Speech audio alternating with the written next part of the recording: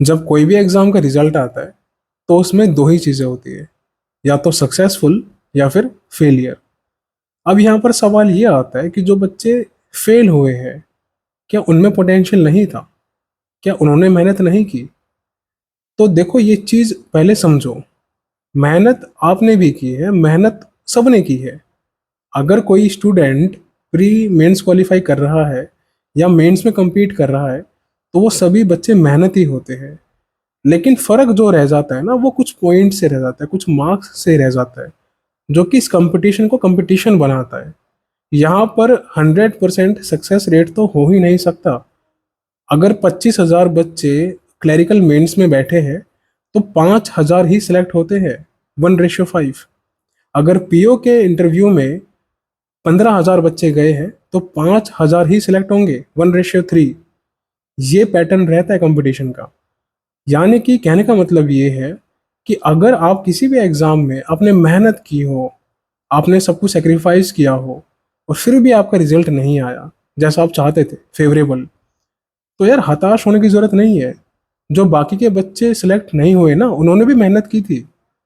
आप ऐसा स्पेशल क्या कर रहे हो? है तो जर्नी ही ना कंपटीशन की। तो कंपटीशन की जर्नी को दिल पे मत लो। ये एक जर्नी है, एम्प्लॉयमेंट की, कमाने की, स्टेबिलिटी की। सबको मौका मिलेगा, आपको भी मिलेगा। और जितने बच्चे सेलेक्ट हुए हैं ना किसी भी एग्जाम में, चाहे वो क्लरिकल का एग्जाम हो, चाहे वो पीओ का एग्जाम हो, इनमें से 40 या 50% बच्चे वो होते हैं जो 3 साल से, 4 साल से, 5 साल से फेलियर पे फेलियर फेस कर रहे हैं, बट वो गिव अप नहीं करते। कई बच्चे तो ऐसे मेरे खुद के जानने में है जो कंप्लीटली गिव अप कर देते हैं कि सर हम अब स्टडी करेंगे ही नहीं, हम एग्जाम देंगे ही नहीं, और उसी टाइम पे उनका सिलेक्शन हो जाता है। तो ये क्या था? ये वो टर्निंग पॉइंट था जब आपकी मेहनत ने आपके टाइम के साथ कोलैबोरेट कर लिया, मैच कर लिया। अब वो टाइम आपको भी नहीं पता, मुझे भी नहीं पता कि वो टाइम कब आएगा आपका, लेकिन टाइम जरूर आएगा। और टाइम उन्हीं का आता है जो मेहनत रुकना नहीं करते बंद। अगर आपने मेहनत रोक दी तो दिक्कत हो जाएगी। फिर आपकी होप, आपकी एक्सपेक्टेशन कंप्लीटली खत्म हो जाएगी। जितने सपने आपने देखे हैं ना, वो सब सपने रह जाएंगे, पूरे हो ही नहीं पाएंगे।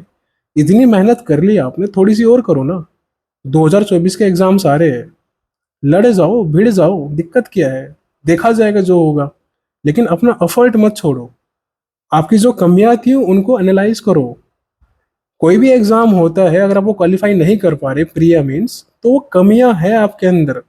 या फिर आप मेहनत कर रहे हो बट आप डायरेक्शन लेस हो, तो अपनी डायरेक्शन को ठीक करो। अगर कोई सब्जेक्ट, जैसे मान लो करंट अफेयर्स है या इंग्लिश है, अगर आपका वीक है तो उस पर काम करो। अगर आप रीजनिंग और क्वांट में एकदम ही वीक हो कि आप मेंस में एवरेज भी नहीं कर पा रहे, तो उसकी प्रैक्टिस करो। तो हर एक चीज को इनहेंस किया जा सकता है मेहनत और डायरेक्शन की बदौलत। अगर आपने मेहनत सही डायरेक्शन में नहीं की, तब भी आपको फेल होना है। अगर आपकी डायरेक्शन ठीक है और आपने मेहनत नहीं की, तब भी फेल होना है। कहने का मतलब ये है कि बैलेंस इसमें भी जरूरी है। तो अभी अपने आप को टाइम दो। जो भी बच्चे अभी रिसेंटली एसबीआई क्लर्क के फाइनल से बाहर निकले हैं, आप सभी को मैं कहना चाहता हूँ, मुझे आप सब पे गर्व है कि आपने मेहनत की। बस मेरी बात मानो, इस मेहनत को रुकने मत देना किसी कीमत पे। एक दिन का, 2 दिन का, कुछ घंटों का टाइम लेना है ले लो। अपने माइंड को काम रखो, प्लानिंग करो। अभी जो आपका एग्जाम टाइम आने वाला है वो शुरू हो चुका है ऑलमोस्ट। जैसे आपका अगस्त फर्स्ट वीक आ जाएगा, आरआरबी पीओ का एग्जाम शुरू हो जाएगा। और अगस्त से आपके एग्जाम की लाइन कंप्लीटली शुरू हो जाती है। अब आपके पास टाइम इतना है ही नहीं कि आप 1 महीने का मातम मनाओ बैठ के।